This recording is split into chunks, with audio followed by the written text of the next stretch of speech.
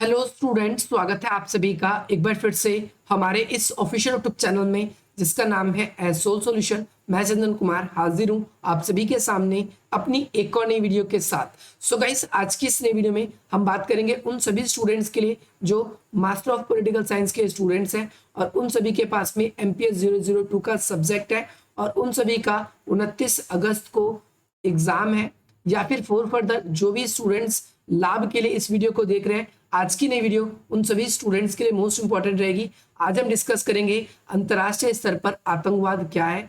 ये क्वेश्चन मैंने आप सभी के लिए मोस्ट इंपॉर्टेंट क्वेश्चन वाली वीडियो में भी डिस्कस किया है, जिसके अंदर हमने आप लोगों को ये बताया है कि ये क्वेश्चन कई बार रिपीटेड है और ये क्वेश्चन आप सभी के एग्जाम में पूछा भी जा सकता है। क्वेश्चन सिंपली आपसे या तो आतंकवाद का उद्देश्य पूछेगा या फिर आपसे इसके कार्य पूछेगा या फिर इससे आपके कारण पूछता है। ये तीनों चीजें पूछता है और ये कंप्लीट वीडियो आप सभी के लिए रहने वाली है।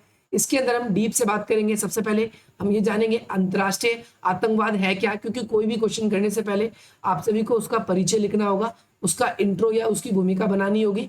उसके बाद फॉर फर्दर ही आप उसका आंसर स्टार्ट करोगे। तो यहाँ पर हम बिल्कुल अच्छे तरीके से समझेंगे आतंकवाद क्या है और इतना बड़ा ये आंसर हमने आप सभी के साथ डिस्कस किया है कि आप इसमें से कुछ पोर्शन स्किप करना चाहें तो स्किप भी कर सकते हैं, जो आपको थोड़ा सा टफ लगे। इसके अलावा अगर आप इस PDF को डाउनलोड करना चाहते हैं तो डिस्क्रिप्शन बॉक्स में दिए गए लिंक्स के थ्रू आप इसको डाउनलोड कर सकते हैं। बाकी आप सभी के लिए ये वीडियो बहुत ज्यादा इंपॉर्टेंट रहने वाली है। चलिए स्टार्ट करते हैं। यहाँ पर हम बात करेंगे अंतर्राष्ट्रीय आतंकवाद। तो भाई, अंतर्राष्ट्रीय आतंकवाद को समझने के लिए जो भी प्रतिशोध का मतलब होता है बदला, बदले की भावना, बदले या फिर प्रतिशोध के अस्त्र के रूप में आतंकवाद की उत्पत्ति हुई है।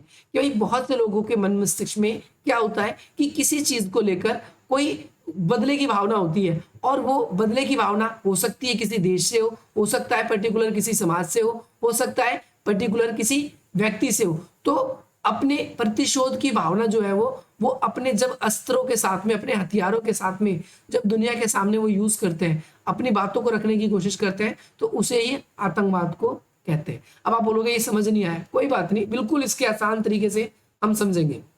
इसके अलावा आतंकवाद को कई बार अपनी प्रतिशोध की भावना को व्यक्त करने की जो एक विश्लेषणात्मक इकाई है या फिर व्यक्त करने की जो तरीका है, हिंसात्मक तरीका है, इसको भी हम क्या कहते हैं? इसको भी हम आतंकवाद कहते हैं। चलिए और आसान शब्दों में इसको समझते हैं। तो आतंकवाद, जिसे इंग्लिश में हम क्या कहते हैं? टेररिज्म कहते हैं। और ये जो टेररिज्म शब्द है, ये किस शब्द से बना है? तो ये लैटिन भाषा के शब्द से बना है और ये लैटिन भाषा के दो शब्दों से मिलकर बना है, एक तो टेरर और दूसरा होता है डिटेरर। टेरर शब्द जो है, इसका मतलब भी अगर हम देखें तो जो टेरर शब्द है इसका मतलब होता है ट्रम्बल। ट्रम्बल मतलब होता है यानी डर से कांपना, थरथराना, बिहार की भाषा में या शुद्ध हिंदी की भाषा में कह सकते हैं थरथराना या फिर भयभीत होना। ये आप सभी को ध्यान रखना है कि भाई जो टेररिज्म है ये एक टेरर शब्द से निकला है या फिर डिटेरर भी कह सकते हो। और जो टेरर शब्द है इसका मतलब होता है ट्रम्बल। जैसे बादल बड़ी जोर से गरजते हैं तो हमें डर लगता है, तो वो कांपना, जिस तरीके से हमने इंग्लिश में इस वर्ड को सीख रखा है कि डर से कांपने को हम ट्रम्बल कहते हैं, यानी। और जो डिटेरर शब्द है इसका मतलब होता है भयभीत होना, यानी जब हमारे सामने कोई ऐसी स्थिति आ जाती है जब हम डर से कांपने लगते हैं, बिल्कुल भयभीत हो जाते हैं, कुछ समझ नहीं आता, तो इसे ही हम टेररिज्म कहते हैं। ये एक हिंसात्मक तरीके से अपनी बात को मनवाने का एक तरीका होता है। इस प्रकार टेररिज्म जो है इसका अर्थ होता है कि लोगों को हानि पहुंचाए ताकि लोग उनसे इतना ज्यादा डर जाए और अंत में वो कांपना शुरू कर दे। ध्यान रखना है, टेररिज्म शब्द का अर्थ क्या होता है कि लोगों को हानि पहुंचाना ताकि लोग इतना डर जाएं और डर के बाद में आतंकित हो जाए, डर जाए, इतना आतंकित हो जाए कि वो कांपना शुरू कर दे, और यही क्या कहलाता है? टेररिज्म कहलाता है। इसके अलावा यह एक राज्य एवं या फिर ये एक राज्य का मतलब पॉलिटिकल साइंस में सरकार से या देश से होता है। ये आप सभी को ध्यान रखना है कि यह एक राज्य यानी देश और सरकार को दुर्बल बनाने का एक तरीका होता है। इसके अलावा ये अपने हिंसक उद्देश्यों को पूरा करते हैं। अपने हिंसक उद्देश्यों का मतलब यह है कि ये लोगों के मन में अपनी सरकार की छवि को गलत पैदा करने की कोशिश करते हैं कि आपकी सरकार कुछ नहीं कर सकती, कमजोर सरकार है, और लोगों के बीच में ये क्या करती है? हिंसा के थ्रू इस काम को करने का कोशिश करती है और हिंसा से ही इस काम को करती है। जब शासक में जो भी लोग हैं, है ना, वो उनकी तकलीफें दूर करने में विफल हो जाते हैं तो वे लोग क्या करते हैं, अधिकारियों का दमन करते हैं, अतिक्रमण करते हैं और धीरे धीरे ये शासन व्यवस्था भी अपने हाथों में हथियाने की कोशिश करते हैं। ये आप सभी को ध्यान रखना है। आतंकवाद की जो राजनीतिक पृष्ठभूमि है वो हिंसा से ही शुरू होती है और हिंसा पे ही खत्म होती है, क्योंकि इनको पता है कि अंत में जो है ये जीवित रहेंगे या नहीं रहेंगे ये तो बिल्कुल भी नहीं पता, परंतु इनका एक उद्देश्य होता है कि जो सामने वाली सरकार है उसको जनता के सामने ये दिखाना कि वो कमजोर है और वो आप सभी की रक्षा नहीं कर सकती। ये आप सभी को ध्यान रखना है। इसके अलावा अब आतंकवाद के कुछ विद्वानों ने भाई परिभाषाएं भी दी है, ठीक है। तो अगर आपसे ये दो नाम याद नहीं हो रहे तो आप एक नाम भी लिख सकते हो। बाकी आप कोलंबिस और वाल्फ के अनुसार ये विद्वान है, इन्होंने आतंकवाद को एक्सप्लेन किया है कि आतंकवादी तटस्थ संगठन है। तटस्थ का मतलब जो अपने नीति पे कायम रहते हैं, ऐसे संगठन को हम तटस्थवादी संगठन कहते हैं। जैसे आपने गुट निरपेक्षता के बारे में पढ़ा था। गुट निरपेक्षता क्या था, तो गुट निरपेक्षता था तटस्थ। जैसे ना तो वो अमेरिका के गुट में शामिल होता था ना वो सोवियत संघ में, पर बोलोगे नहीं भारत तो यूएसएसआर के साथ था, तो बट ये एक विवाद का क्वेश्चन है। और लेकिन यहाँ पर हम बात करेंगे गुट निरपेक्ष, हमने तटस्थ संगठन की बात करी है और आतंकवाद भी तटस्थ रहते हैं, अपनी बात पे कायम रहते हैं। इनका उद्देश्य एक ही होता है कि वो राजनीतिक उद्देश्यों को प्राप्त करने के लिए अपने गैर परंपरागत और हिंसात्मक रूढ़िवादी तकनीकों का प्रयोग करते हैं। गैर परंपरागत का मतलब यह है कि अब ये किसी देश पर, गैर परंपरागत का मतलब है कि जबरदस्ती अपनी बातों को थोपने की कोशिश करते हैं और उसके लिए किसका सहारा लेते हैं, ये हिंसा का सहारा लेते हैं। ये एक रूढ़िवादी तरीका है। कैसा है? रूढ़िवादी तरीका। जैसे किसी देश पे आक्रमण कर दो, उसे कब्जा लो और उससे अपनी बातें मनवा लो, तो ये रूढ़िवादी तरीका है। आतंकवाद राजनीतिक उद्देश्यों के लिए हिंसा संगठन का प्रयोग है और मुख्य रूप से ये अपने निर्देशक, अपने लक्ष्य जो होते हैं उन्हीं को ये प्राप्त करना चाहते हैं। इसके अलावा वॉल्टर और लेकर के अनुसार, वॉल्टर और लेकर के अनुसार कुछ उद्देश्यों की प्राप्ति के लिए संघर्ष या फिर हम कहते हैं युक्ति संघ और योग की धमकी देना। युक्ति संघ देखो हिंसा करना और धमकी देना। योग का मतलब यहाँ पर किससे, धमकी देना। धमकी देकर ये क्या करते हैं, अपने लक्ष्य को, इनका लक्ष्य एकमात्र होता है जनता के मन में भय पैदा करना, ये स्थिति उत्पन्न करना। अगर आप परिभाषाओं को नहीं भी लिखना चाहते तो आपको कोई आवश्यकता नहीं इस परिभाषा को लिखने की। बाकी आपसे याद होता है तो आप याद कर लो कि इंट्रो उतना भी बहुत है। आप सभी की लिमिटेड शीट आती है और आपको उसी शीट में आंसर लिखना होता है, क्योंकि इसके आतंकवाद के कारणों की बात करें या उद्देश्यों की बात करें तो ये बहुत काफी बड़े हैं ये भी, तो आप लोगों को इसको ही देखना है। अच्छा, कई बार क्वेश्चन सिर्फ यहीं से शुरू हो जाता है, कई बार आतंकवाद क्या है इससे शुरू होता है, तो आतंकवाद शुरू जब क्या है से हो तो वहां से शुरू करना है, और आतंकवाद के डायरेक्टली कारण या उद्देश्य पूछ ले तो आप यहाँ से भी शुरू कर सकते हो। तो आतंकवाद के प्रसार की कई कारण दिए जाते हैं, जैसे राजनीतिक असंतोष। कई बार कुछ संगठन, कुछ लोग ऐसे होते हैं जो अपनी सरकार से बहुत नाखुश होते हैं और वो अपनी कुछ खास प्रॉब्लम के कारण ही आतंकवादी बनते हैं। ये आप सभी को ध्यान रखना है। राजनीतिक असंतोष इसका एक कारण हो सकता है, सामाजिक आर्थिक समस्याएं हो सकती है, सामाजिक आर्थिक उनकी प्रॉब्लम हो सकती है जो संसार में उनकी स्थिति जो है उसको काफी ज्यादा बेकार दर्शाती है। इन समस्याओं से निपटने के लिए आप सभी को ध्यान रखना है कि आतंकवाद जैसी संस्थाओं का या आतंकवाद जैसी चीजों का सहारा लिया जाता है। ये आप सभी को याद रखना है। इसके अलावा परिस्थितियों से निराश छोटे मोटे समूह को यह एहसास होने लगा है कि हिंसात्मक तरीके से वे अपनी छाप छोड़ने में कैसे रहें, विफल रहे। ध्यान रखना है कि आज की परिस्थिति ऐसी है कि भाई बहुत सारे ऐसे समूह हैं, उनको ऐसा भी एहसास होने लगा है कि भाई हिंसात्मक तरीके से हम क्या कर सकते हैं, अपनी छाप छोड़ने में सफल रहे। सफल रहने का मतलब है कि उन्हें फायदा मिला है। इस चीज का क्या मिला है, फायदा मिला है। जैसे जैसे कोई भी सरकार है वो अपनी बात नहीं, फॉर एग्जाम्पल एक आतंकवादी संगठन हम ले लेते हैं, जैसे अलकायदा ही है, अलकायदा का नाम ले लेते हैं, आपने नाम सुना भी होगा इसका, ठीक है। अलकायदा एक संगठन हो गया। अब इसने भारत में कई बार आतंकवादी हमले करवाए भी हैं और ये अपने जैसे कई बार अलकायदा ने डायरेक्टली, जैसे अभी मान के चलो एक वीडियो रिलीज कर दिया जिसमें कहा कि हम भारत की मुख्य इमारत पे हम क्या करेंगे, हम बम गिराएंगे। तो ये क्या कर सकते हैं, हिंसात्मक तरीके से अपनी छाप छोड़ने में वहां पर सिक्योरिटी टाइट हो जाएगी और वहां पर क्या हो जाएगा कि ये अपनी छाप छोड़ने में सफल हो जाएंगे, जनता के मन मस्तिष्क में अपना डर पैदा कर देंगे। कोशिश ये रहेगी कि ज़्यादातर जो ऐसी जगहों पर काम करते हैं वो थोड़ा दूर नहीं जाएँगे या रहेंगे भी तो दूर रहेंगे। तो ये क्या करते हैं, उन्नत संचार के साधनों के माध्यम से आतंकवाद क्या है, तुरंत प्रचार मिल गया है। जैसे आज के समय में आप फ़िल्मों में देखते हो, वेब सीरीज़ देखते हो, उसके अंदर क्या होता है, वीडियो रिलीज़ करते हैं ये, अलग-अलग तरीके का, और तुरंत ही ये देश में एक जगह से दूसरी जगह तक इनकी खबरें पहुँच जाती है। ये अंतर्राष्ट्रीय स्तर पर भी आसानी से उपलब्ध हो जाते हैं और इनकी खबर जैसे बिल्कुल वायरल सी होती है, या इनकी सूचनाएँ भी बिल्कुल बहुत ही जल्दी एक जगह से दूसरी, जैसे वैश्वीकरण जब से बढ़ा है, तो आतंकवाद भी बढ़ गया है, पार-राष्ट्रीय आतंकवाद हो गया है। पहले खबरें होते थे, उनके थ्रू सूचनाएँ जाती थी, अब आज के समय में इंटरनेट है, व्हाट्सएप है, एंड टू एंड एन्क्रिप्शन देता है। जो भी मैसेज आप अपने मित्र को भेजना चाहो, वो व्हाट्सएप देश के, दुनिया के किसी भी भाग में यूज़ करता है। अगर व्हाट्सएप चलता है ना, आपने जो मैसेज भेजा, आप देखोगे और एक वो देखेगा, बाकी बीच वाला खाली आपकी शक्ल देखेगा, वो कुछ ही नहीं कर सकता। तो यहाँ पर आप सभी ध्यान रखना है, आप सभी को, कि आतंकवाद को प्रसार मिला है, और आतंकवाद, इसके अलावा आतंकवाद की कुछ राजनीतिक भी हम आयाम देखते हैं। जैसे आतंकवादियों के लिए हथियार भी सरलता से आज के समय में, वैश्वीकरण के युग में उपलब्ध हो जाते हैं। कैसे उपलब्ध हो जाते हैं कि आजकल पार्ट्स में चीज़ों को बनाया जाता है, या फिर नहीं भी होता तो जो अलग-अलग प्रकार का कच्चा माल होता है, वो उन्हें एक जगह पर मिल जाता है और वहाँ पर वो कर लेते हैं। अभी मैं आपको एक बहुत अच्छा उदाहरण देने वाला हूँ। जापान के जो फॉर्मर अभी लास्ट पीएम थे का मतलब अब नहीं रहे, जिनका नाम था शिंजो आबे। आपने देखा कैसे उनकी एक गोली मारकर एक सभा को संबोधित करते हुए उनको, उनकी हत्या हो गई। तो इस समय हम ये देखते हैं आतंकवादी संगठन ऐसे होते हैं कि ये इन्हें आसानी से हथियार उपलब्ध हो जाते हैं, नहीं भी होते तो उन सामग्रियों से बना लेते हैं।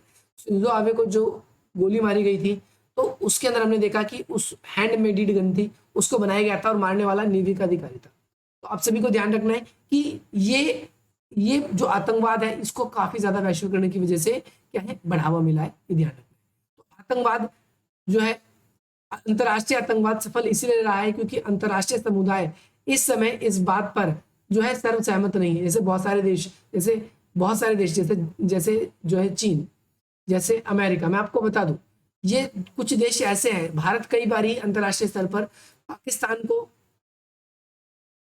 को आतंकवादी देश घोषित करवाने की बात करता है, परंतु ये देश उन्हें घोषित नहीं करते। इसके अलावा उन पे कई बार प्रतिबंध नहीं लगाते। ऐसा जरूरी नहीं है कि पाकिस्तान में रहने वाला हर कोई आतंकवादी हो, एक बात तो ये भी सत्य है, लेकिन दूसरी बात ये भी है, जैसे हम यहाँ रहते हैं वैसे वहाँ भी लोग रहते हैं। तो ठीक इसी तरीके से हम ये कह सकते हैं कि लेकिन अगर वहाँ पर आतंकवादी गतिविधियां हैं तो वहाँ पर खुलकर जांच होनी चाहिए, और ऐसे संगठनों पर, ऐसे जो आतंकवाद को फैलाते हैं, उन पर क्या करना चाहिए, प्रतिबंध भी लगाना चाहिए।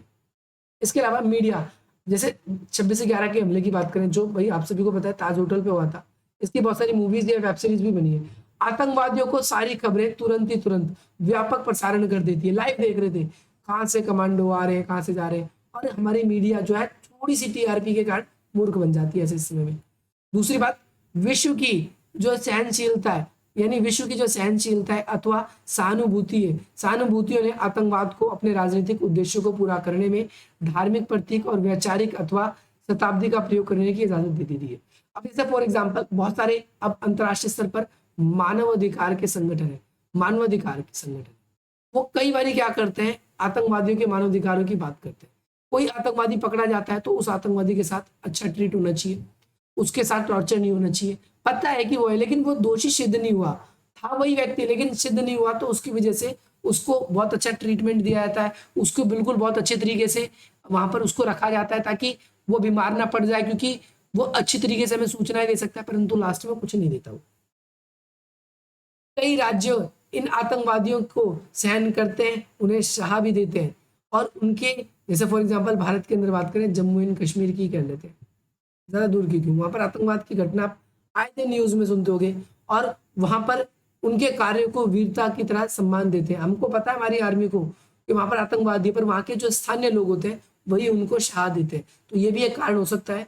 उदारवादी प्रजातांत्रिक राज्य में आतंकवाद के खतरे के बावजूद भी उन्हें कड़ाई का सामना करने की क्या कहते हैं, अच्छी शक्ति में कमी आ रही है। यानी उदार लोकतंत्र जहाँ होता है वहाँ पर उनको अत्यधिक अधिकार मिल जाते हैं, और इस वजह से हमें एक प्रॉब्लम भी देखने को यहाँ पर मिलती है। अतः सरकारें जो है वो निर्बल रूप से परिवर्तित हो जाती है और आतंकवाद को एक कम खतरे या कम जोखिम के रूप में देखती है।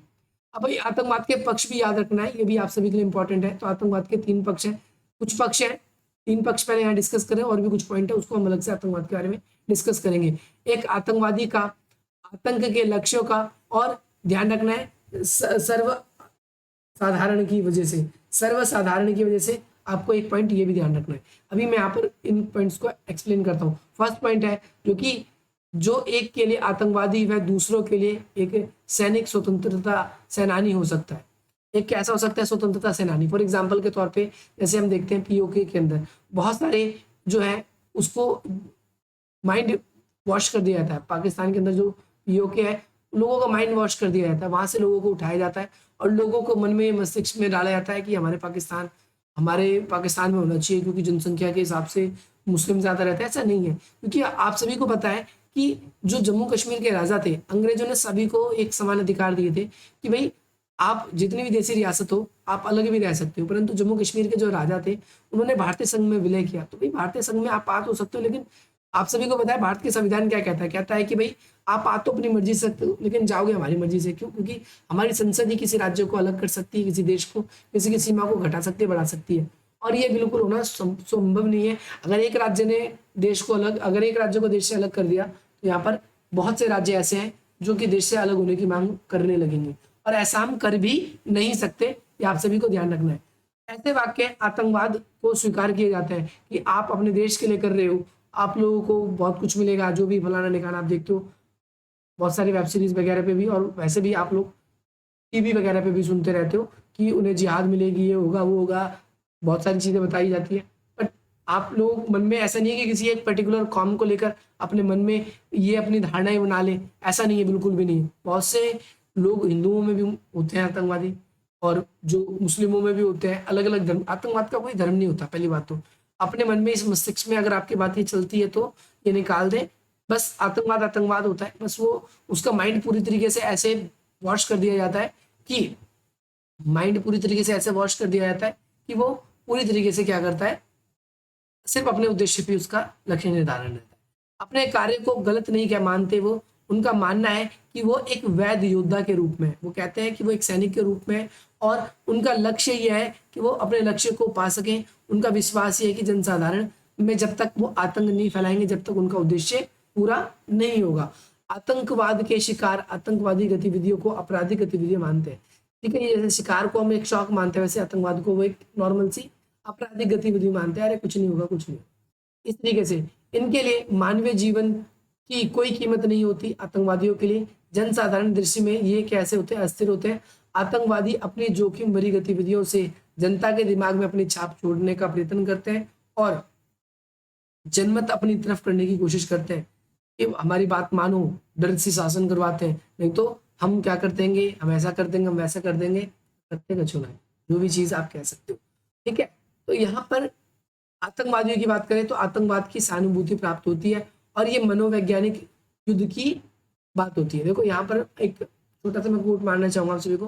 हमारे एक टीचर थे, वो क्लास के अंदर आते थे, जब हम क्लास 12th में ही पढ़ते थे, तो जब हम शीत युद्ध पढ़ते थे, यहाँ पर मैं आप लोगों को बता रहा हूँ, जब हम शीत युद्ध पढ़ते थे तो शीत युद्ध भी एक ऐसी स्थिति थी, शीत युद्ध भी एक ऐसी स्थिति थी जिसमें हम देखते थे कि युद्ध जैसी संभावनाएं होती है, पर युद्ध तो युद्ध नहीं होते। ठीक उसी तरीके से आतंकवाद जो है वो, उनके कुछ उद्देश्य तो होते हैं, परंतु असल में वो उद्देश्य पूरे नहीं कर पाते, उनको मृत्यु की प्राप्ति अंत में होती है। हालांकि उनके उद्देश्य लोगों के मन में डर पैदा करने का था, तो डर तो वो पैदा कर देते हैं, परंतु वो उस हिसाब से इस चीज को नहीं कर पाते। इसके अलावा आतंकवाद अंतरराष्ट्रीय स्तर पर इनका कोई लक्ष्य होता है, जैसे कई लक्ष्य होते हैं, जैसे इनके कई उद्देश्य हैं, जैसे जन समर्थन हासिल करना इनका उद्देश्य सबसे ये है, सबसे पहला उद्देश्य इनका ये होता है। दूसरे उद्देश्य की बात करें हम तो यहाँ पर पश्चिमी और पूर्वी प्रजातांत्रिक जो देश है उनमें सामाजिक, राजनीतिक और आर्थिक संबंधों में बाधा डालना एक ये है कि भाई जो पूर्वी प्रजातांत्रिक देश है और जो पश्चिमी प्रजातांत्रिक देश है, ये सभी देशों में प्रजातंत्र ना आ जाए, क्योंकि प्रजातंत्र की वजह से जो है लोगों का ध्रुवीकरण हो रहा है। ध्रुवीकरण का मतलब है कि लोग अपनी पहचानों को भूलते जा रहे हैं, ये ध्यान रखना है कि समाज का ध्रुवीकरण करना चाहते हैं। और इसके अलावा सरकारी तथा सामाजिक स्तर पर आतंकवादी को आदेशों का पालन ना करने वाली सजा देना, ये भी हमारे आतंकवाद के एक उद्देश्य होते हैं। आतंकवाद को भाई आतंकवादी मत को, आतंकवाद जो है वो एक नॉर्मल पर्सन है, उसके साथ नॉर्मल पर्सन जैसा ट्रीट किया जाए। इसके अलावा सरकार एवं शासकों को कुछ रियायतें देने के लिए बाध्य करना और सरकार के यांत्रिक और रचनात्मक कार्य को नष्ट कर देना। सरकार का जो भी तंत्र है उसे नष्ट कर देना और उसकी जगह पर अपनी व्यवस्था को लागू करना, आप ये भी समझ सकते हो। ठीक है, सो होपफुली आज की इस वीडियो से आप सभी को बहुत वैल्यू मिलेगी और इसी प्रकार की इंटरेस्टिंग वीडियोस पाने के लिए आप हमसे जुड़ेंगे, हमारे चैनल को सब्सक्राइब करेंगे, अधिक से अधिक मित्रों तक शेयर करेंगे। और इतनी रात को जो मैं ये वीडियो आप सभी के लिए रिकॉर्ड कर रहा हूँ, अभी पूरे 12 बज गए, 1 मिनट ही कम है, तो आप सभी को इस वीडियो का पूरा लाभ भी मिलेगा। बाकी मिलते हैं हम आप सभी से अपनी अगली वीडियो में। जय हिंद, जय भारत।